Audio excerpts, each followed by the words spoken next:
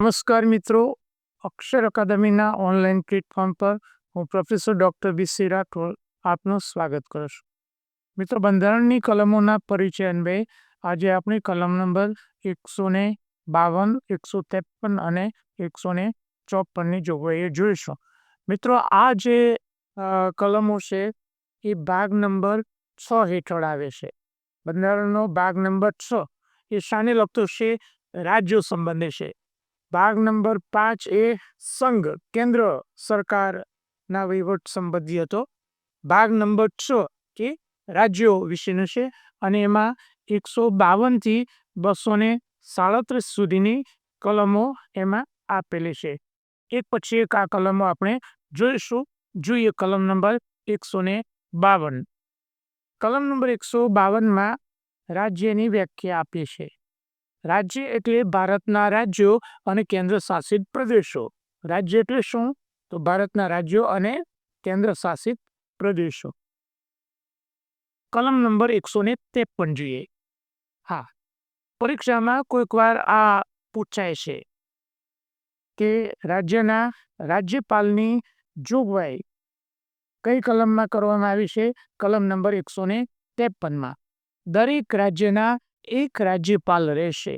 દરેક રાજ્યના એક રાજ્યપાલ રહેશે. હવે 7મા બંધારણીય સુધારા અધિનિયમ. મિત્રો, આ પ્રશ્ન અગાઉ જીપીએસસીની પરીક્ષામાં પૂછાયો છે. 7મા બંધારણીય સુધારા અધિનિયમ 1956ની કલમ 6 પ્રમાણે કોઈ એક જ વ્યક્તિને 2 કે વધુ રાજ્યોના રાજ્યપાલ તરીકે નિયુક્ત કરી શકાશે. એટલે કે જોગવાઈ એવી છે કે દરેક રાજ્યમાં એક રાજ્યપાલ હશે. પણ 7મો બંધારણીય સુધારો છે એમાં ચેન્જ કરવામાં આવ્યો કે એક વ્યક્તિ એક કરતાં વધુ રાજ્યનો રાજ્યપાલ રહી શકશે. ઘણીવાર બીજા રાજ્યનો ચાર્જ પણ સોંપવામાં આવે છે. એટલે આ જોગવાઈ અગાઉ જીપીએસસીની પરીક્ષામાં પૂછાઈ ગઈ છે. જોઈએ કલમ નંબર 154. રાજ્યની કારોબારી સત્તા.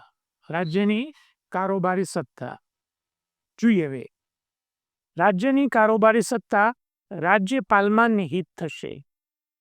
આ પહેલો મુદ્દો છે. રાજ્યની કારોબારી સત્તા કોનામાં નિહિત થશે? એ રાજ્યપાલમાં નિહિત થશે. રાજ્યના બધા જ જે મુખ્ય પરિપત્રો છે એ રાજ્યપાલના નામે અથવા તો એમણે નિયુક્ત કરેલ અધિકારી દ્વારા થતા હોય છે અને તે બંધારણની જોગવાઈઓ અનુસાર પોતે અથવા પોતાના તાબાના અધિકારીઓ મારફત વાપરશે. એમની જે કારોબારી સત્તા છે એ પોતે અથવા પોતાના નિયંત્રણ હેઠળના અધિકારીઓ. આ અનુચ્છેદના કોઈ મજકૂરથી કોઈ વિદ્યમાન કાયદાની કોઈ બીજા સત્તાધિકારીને અપાયેલા કાર્યો રાજ્યપાલને સોંપાયેલા ગણાશે નહીં. એટલે પરંતુ થોડીક સ્પષ્ટી, પરંતુ એટલે આપેલ નિયમનું સ્પષ્ટીકરણ, એનાથી થોડી જુદી પડતી જોગવાઈ. તો કોઈ સત્તાધિકારીને આ કાયદા હેઠળ કોઈ કાર્ય સોંપવામાં આવ્યા હોય અને એ સત્તાધિકારી કરેલું કાર્ય રાજ્યપાલે કર્યું છે એવું ગણાશે નહીં. રાઈટ? એ સત્તા ભલે ને આપી છે, એ કાર્ય રાજ્યપાલે કર્યું છે એ ગણાશે નહીં. રાજ્યપાલના તાબા હેઠળના કોઈ સત્તાધિકારીને કાયદાથી કાર્યો સોંપવામાં સંસદ અથવા રાજ્ય વિધાનમંડળને કોઈ બાધ આવશે નહીં.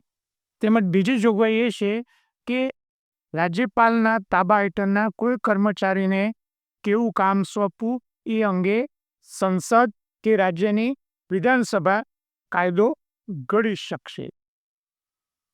મિત્રો, બંધારણ અંગેના અમારા 2 અગત્યના પુસ્તકો છે. ભારતનું બંધારણ અને રાજ્ય વ્યવસ્થા, જે વનલાઇનર અને એમસીક્યુ સ્વરૂપે છે.